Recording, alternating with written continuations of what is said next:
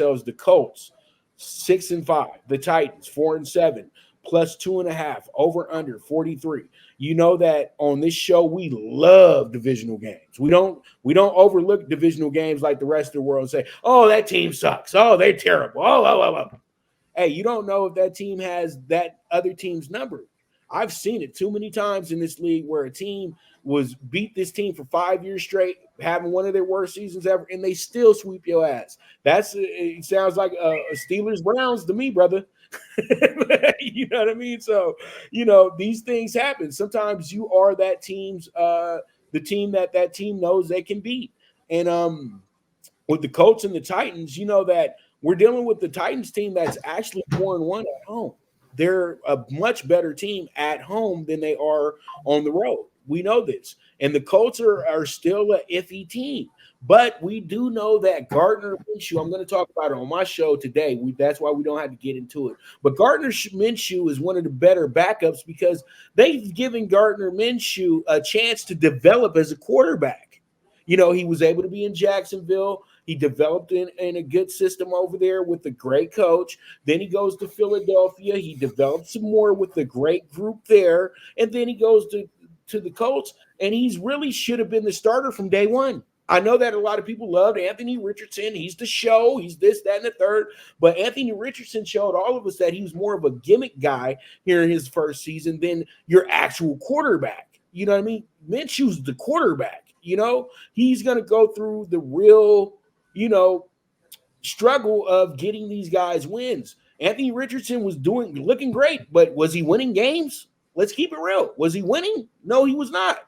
So pretty much they did the right thing by putting him on the bench for the rest of the year. So how I truly do feel when you go into this game, the Colts know that they have to get their defense playing at a top-notch level. If their defense slacks a moment here, they're going to be in a little bit of trouble here. The Titans' defense plays much better at home.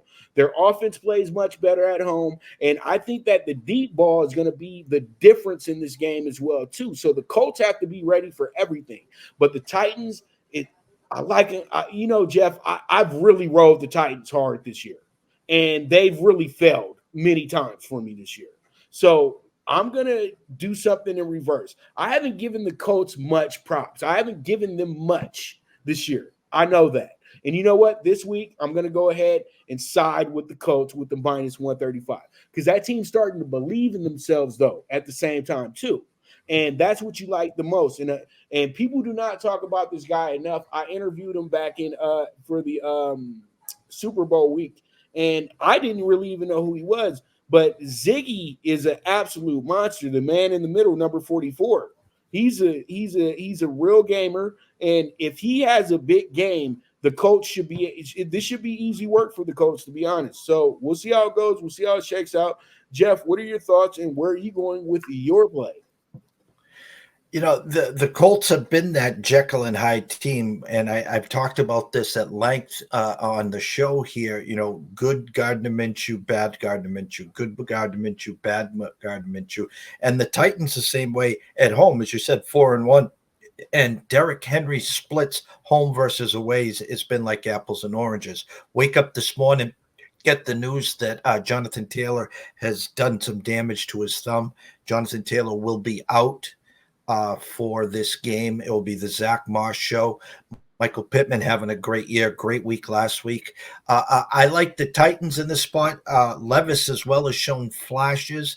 I think the home dog divisional game here, I bought the hook. I took the Titans to +3. Our true number here was Colts minus 1.5. It is now ballooned to 2 with a 43. Vegas has this, the classic 23-20 walk-off field goal. I think it'll be the Titans. I think a late pick by Minshew. I see a Henry score here, maybe a D-Hop score as well. I like the Titans. I like you saw a little attitude with Vrabel last week. They said he was on the hot seat, potentially be moving on. He said, take this.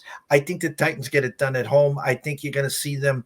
Listen, are they going to make the playoffs? Probably not. Of course not. But I think they make a statement, said, hey, Colts, if we're not making the playoffs, neither are you. So give me the Titans +3. I think they win the game outright, Pups.